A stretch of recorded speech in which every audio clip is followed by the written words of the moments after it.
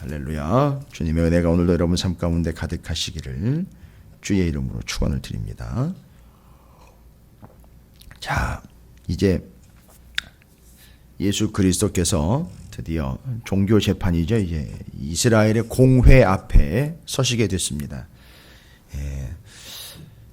이 땅의 사사, 또 판단자, 재판관, 이미 우리가 구약 성경에서 많은 용어들을 예수 그리스도와 관련된 용어들, 이미 예수 그리스도를 예표했던 사사들이라든지 왕의 직분이라든지 또 예언자라든지 이런 직분들을 통해서 또 용어들을 통해서 재판관, 판단자, 또 주관자, 주권자, 그리고 우리 마가복음의 앞에 많은 본문들을 통해서 진정한 주권자이신 예수 그리스도를 확인을 했습니다.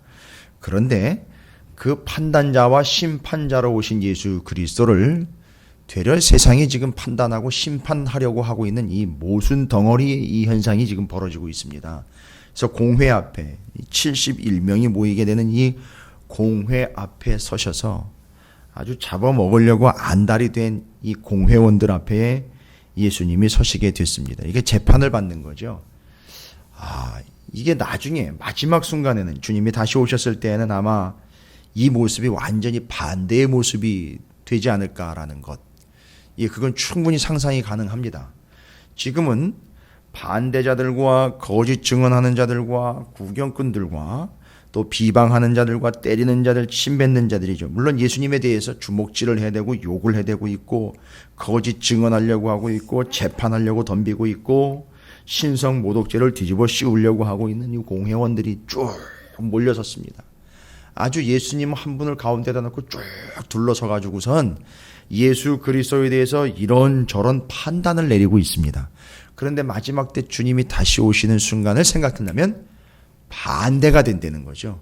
예수 그리스도께서 그들 모두를 판단하는 존재가 된다라는 사실입니다. 오늘 우리는 이 장면을 통해서 마지막 때, 마지막 순간에 바로 그 자리에 주변에 있고 예수를 판단하려고 했던, 예수를 비방하며 예수에 대해서 거짓 증언하며 예수에 대해서 해를 가했던 이 모든 이들이 마지막 순간에는 주님이 판단받아야 될, 주님의 판단을 받아야 될 존재들로 완벽하게 거꾸로 역전이 될 거라는 사실을 우리는 잊어서는 안 됩니다. 오늘의 이 장면을 통해서 예수님이 참 안타깝다, 안 됐다, 안쓰럽다가로 넘어갈 게 아니라 정말 예수 그리스도를 둘러싸고 있는 이 무리들이 참으로 불쌍하다라는 생각을 가져야 된다는 거죠. 참으로 두렵기까지 하다라는 그런 판단이 좀 있어야 될 것 같습니다. 자, 그래서 이 공회 앞에서 재판을 받기 위해 서신 예수 그리스도를 설명하고 있고 그 당시의 분위기를 설명하고 있는 오늘 본문에서 이제 두 부류의 존재들이 등장을 하게 되고 여러 명들이 모여 있지만 정확하게 두 부류의 존재들로서 우리가 좀 살펴볼 수 있지 않을까 싶습니다. 하나는 주님을 따랐다는 주 중에 하나 소개가 되고 있고 등장하게 있고요. 이제는 아예 주님을 대적하는 자로서 주님을 재판하기 위하여 모인 대제사장과 거짓 증언하는 자들의 무리들로 나눠지게 되죠. 자, 지금 베드로와 종교 지도자들 그들로 이렇게 나눠지게 되고 또 거짓 증언하는 자들로 나눠지게 됩니다. 참 안타까운 것은 뭐냐 하면 베드로가 여기까지 따라왔어요.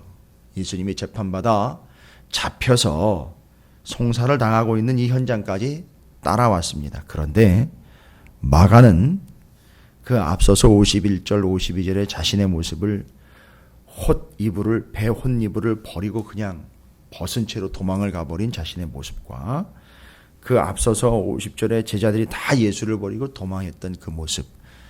근데 그 와중에도 베드로는 도망을 갔다가 예수님이 재판을 받으려고 대제사장 앞에 서게 되는 그때에 따라서 들어간 것 같습니다. 그런데 따라서 들어갔는데 그 모습이 참 안타깝고 비참하기까지 한 54절에 베드로가 예수를 멀찍이 따라 대제사장의 집들 안까지 들어갔다라고 이야기합니다.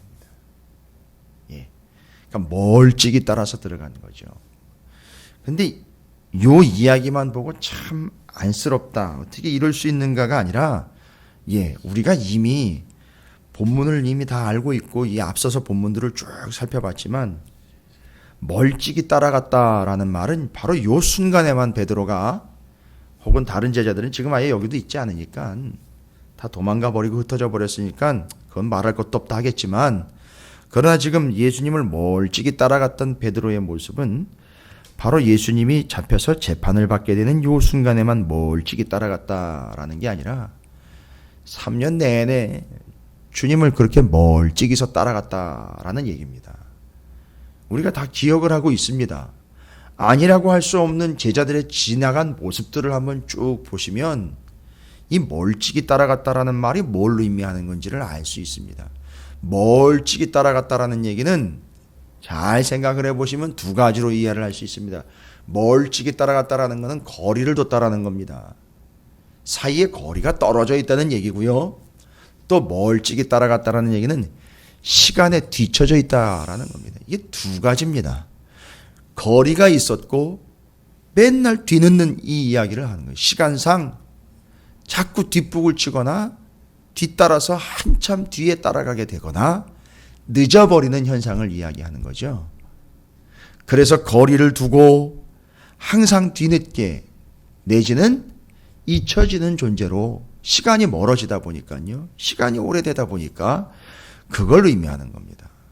그래서 거리상, 시간상의 이야기입니다. 근데 우리 인생을요, 가만히 보면 신앙생활을 하면서 핑계대는 게 꼭 요 두 가지를 가지고 핑계를 댑니다. 목사님 제가 좀 멀어서, 시간이 없어서, 저는 요 멀찍이 따라갔다라는 요 말을 보면서 오늘날 교회와 성도들의 아주 치명적인 모습들을 발견을 하게 됩니다.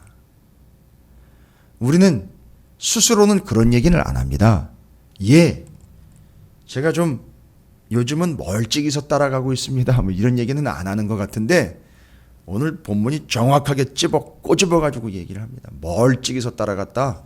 거리를 두고 있음과 시간적으로 뒤늦고 있다라는 이야기를 하고 있습니다. 그런데 우리는 오늘날 신앙생활을 하면서 이걸 아무렇지도 않은 핑계거리로 대고 있다는 거예요. 너무 멀어서, 내지는 너무 떨어진 것이 거리상으로 크기 때문에 시간상으로 좀 뒤따르기가 어려워서, 쉽지 않은 고백이죠. 참 많이 사용하는 표현인데 바로 성경에서는 이 베드로를 예수님을 멀찍이서 따랐다라고 이야기하는데, 지나온 본문들을 쭉 보면 제자들 스스로가 멀찍이서 주님을 따라왔다는 거죠. 그러면 다른 거 얘기할 필요 없이 지금까지 제자들의 모습이 어떠했는지를 보면 멀찍이 따라왔다라는 것들이 이게 쭉쭉 기억이 듭니다. 소상하게 제가 제자들을 고발하려고 하는 게 아니라 제자들의 지나간 모습들을 한번 좀 떠올려 보십시오. 여기서 내가 저기 가서 기도할 테니까 여기서 좀 깨어서 좀 기도해라 했더니만 기도하시고 와보면 꼭 자고 있는 거죠. 그래서 주님이 안타까운 마음에 단 1시간도 깨어서 나와 함께 기도할 수 없더냐라고 이야기하는 모습. 이 잔소리처럼 들리는 교회와 성도들이 기도해야 합니다라는 말. 이제는 귀에 못이 박히도록 들여가지고선 기도해야 합니다라는 이야기가 별로 대수롭지 않게 들리지는 이 시대에 제자들조차도 함께 깨어서 기도하지 못하고 깨어있지 못하는, 기도하지 못하는 현실을 가지고 주님은 또 마가는 이렇게 기록을 합니다. 멀찌감치 해서 주님을 따라가고 있다라는 거죠. 어쨌든 기도하지 않는 우리의 삶은요, 멀찌감치 해서 따라가고 있는 겁니다. 어떤 변명이나 어떤 이유도 거기다가 덧댈 수가 없습니다.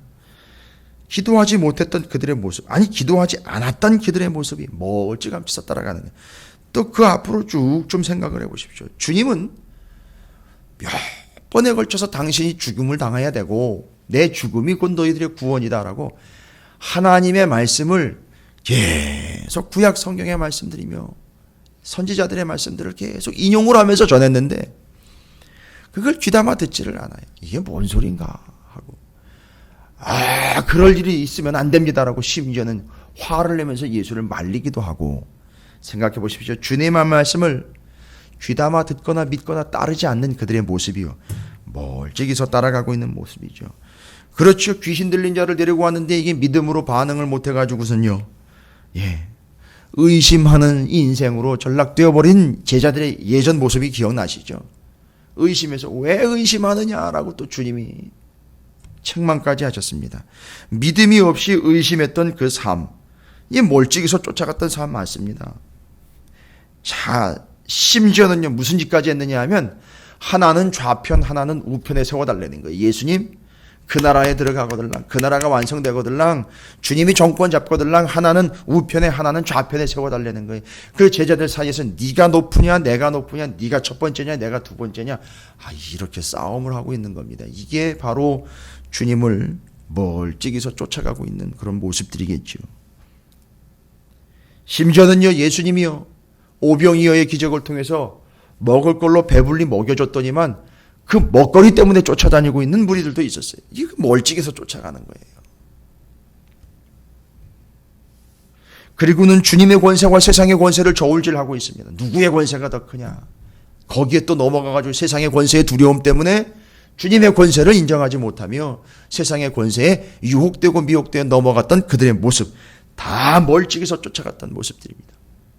이거는 오늘 본문이 14장이지만 14장까지의 그 앞선 본문들을 다시 한 번만 쫙 보시면 제자들이 주님을 멀찍이서 쫓아갔던 이런 되지도 않는 모습들이 쭉 소상히 기록이 되어 있어요.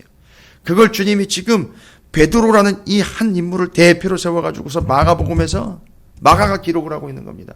우리의 모습은 어떨까요? 멀찍이서 주님을 쫓아다니는 모습, 저는 이 구약 성경에서 이 모습과는 반대가 되고 있는 우리의 본질적인 모습, 우리가 추구해야 되는 모습, 성경에서는요 멀찍이 따라가는 모습을 반대로 우리는 어떻게 주님과 함께 해야 되느냐, 우리가 룻기에서 이미 살펴봤죠. 붙잡는다라는 말이 아마 완벽한 대비가 될 것 같습니다. 우리는 주님을 붙잡는 자들이 돼야죠. 멀찍이서 쫓는 존재들이 아니라 붙잡는 존재들이 돼야죠. 바로 이것이 우리의 현 주소를 살펴보며 제자들의 현재 상태, 베드로의 현재 모습들을 이렇게 기록을 하고 있는 겁니다. 이렇게 멀찍이 쫓아가다 보니까 예수님은 지금 홀로 재판석 앞에 서 있고 베드로는 지금 어디에 있느냐 하면 예수님에 대해서 거짓 증언하고 비방하고 비판하는 자의 무리 가운데 그들과 함께 섞여 있는 거예요. 그러니까 멀찍이 쫓아다니는 결과가 뭐냐 하면 예수에 대해서 거짓 증언하고 예수를 비방하고 예수를 때리고 예수께 침뱉고 예수님을 몽치로 내지는 또 주먹으로 선지자 노릇해봐라라고 손바닥으로 때리면서 누가 때렸냐 이렇게 물어보면서 조롱하며 침뱉으며 외면하고 욕을 해대는 그들 사이에 같이 있다는 거예요. 이게 멀찍이 따라간 자의 맨 마지막 모습입니다. 물론 이제 부활 이후까지 봐야 되겠지만 지금 현재 상황이요, 3년 내내 멀찍이서 따라왔던 그 결과는 예수를 반대하고 거짓 증언하며 예수를 조롱하며 침뱉고 때리는 그 무리와 함께 있더라는 겁니다. 멀찍이 따라간다는 건 결국 그 존재의 가치는 그들과 다를 바 없다라는 거죠.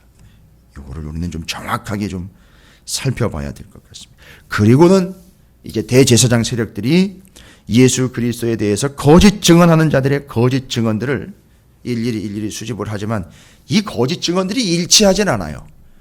아주 그냥 이놈 저놈이 막 이런 얘기 저런 얘기를 막 해대니까 그 얘기도 또 서로 일치하지 않으니까 너무 신빙성이 없다 보니까 그것은 증거나 증언으로 채택하기가 어려우니 아무리 많은 소리를 해도 예수님이 대답도 안 하고 맞습니다. 일치하지도 않는 증언들이고 고백들이며 비판들이 막 난무하고 있는데 예수님이 침묵하고 아무 대답도 하지 않습니다.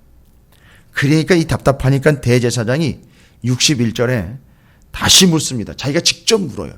다른 웅성웅성하면서 서로 떠들어대는 거 그거 딱 잠재우고 대제사장이 묻습니다.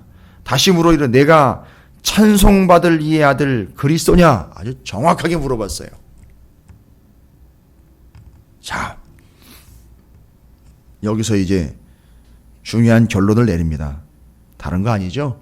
거짓 증언하거나 멀찌감치해서 따라가거나 여기서 욕을 하거나 때리거나 침뱉거나 조롱해야 될 대상이 아닌 예수님은 오직 찬송받으실 하나님의 아들, 그분이 역시 찬송받아야 될 분이다라는 사실. 그리고 예수님이 62절에 대답을 하십니다.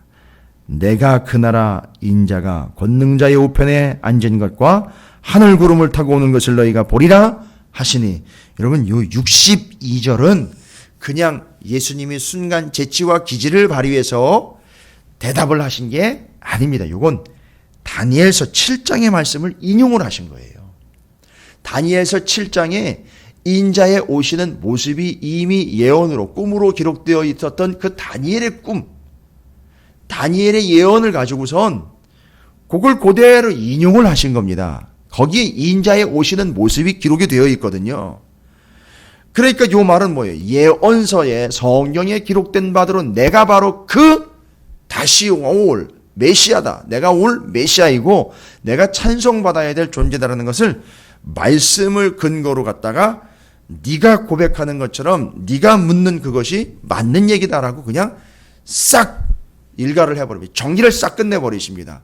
그러니까 그 얘기를 듣고 대제사장이 갑자기 반응이 격해지는 거예요. 옷을 찢으면서 난리가 난 겁니다. 왜냐? 신성모독이다. 지가 하나님의 말씀을 인용을 해서 지가 메시아다라는 이야기를 지금 하고 있다.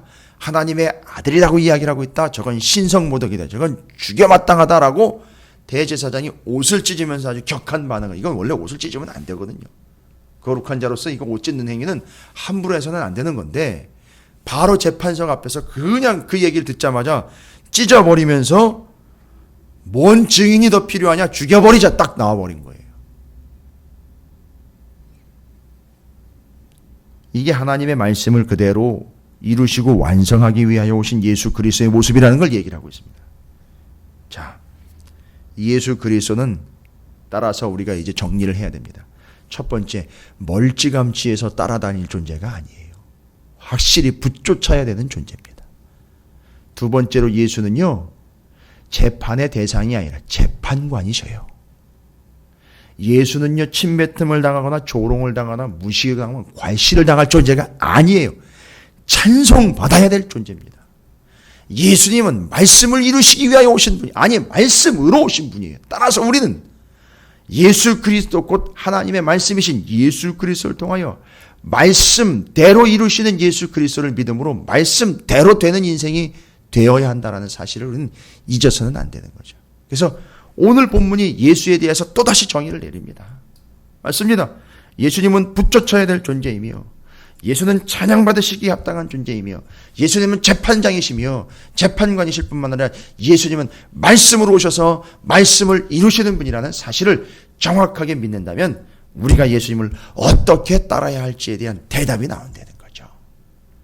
이제 베드로가 멀찌감치해서 그렇게 쫓은 결과 예수를 비방하는 무리들 속에 끼어있는 그 비참한 모습, 우리의 모습이 그런 모습이 아니고 오직 예수 그리스도를 붙쫓으며 예수님을 찬양하며 예수님의 말씀을 순종하며 그 말씀을 따르며 온전케 하시는 주님만을 우리의 재판관이요 구원자, 우리의 심판관으로서 절대적으로 믿고 의지하는 우리의 믿음이 되어야 할 것을 주님의 이름으로 축원을 드립니다.